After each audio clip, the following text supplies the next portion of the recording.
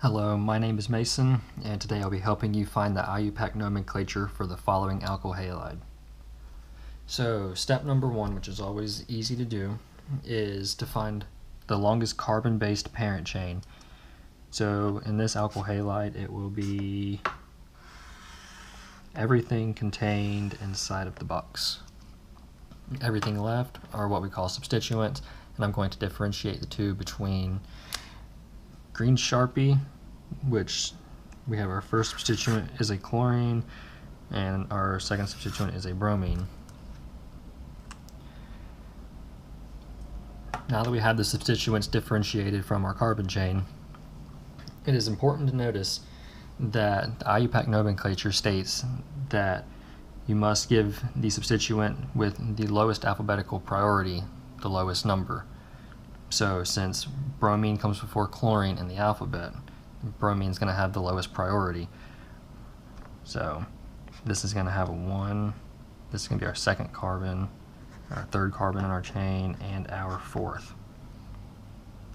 So what we know from here is that we have a bromine substituent on the first carbon, we have a chloro substituent on the fourth carbon, and we don't know the rest of the name, but thankfully that's pretty easy to figure out because that comes from the parent chain. So we look at the parent chain and see that it has 4 carbons, and right away we automatically start to think that's butane. But we notice that butane usually has a different formula. Butane usually looks like this: CH3, CH2, CH2, CH3. So the differences here are this 3 and this 3 are different than what we were given.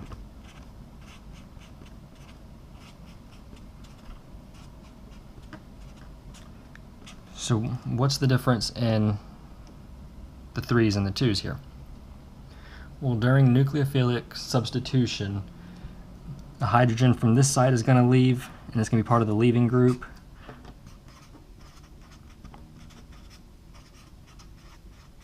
And the same goes for a carbon on this side.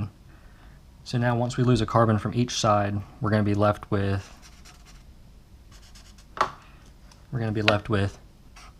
two carbons due to the nucleophilic substitution, and that's where the substituents attach. So now that we know and we can confirm that our parent chain is butane, what we're left with for the alkyl halide name is 1 bromo, 4 chloro butane. I hope using this simple method that you'll be able to name your alkyl halides in the future. Thank you.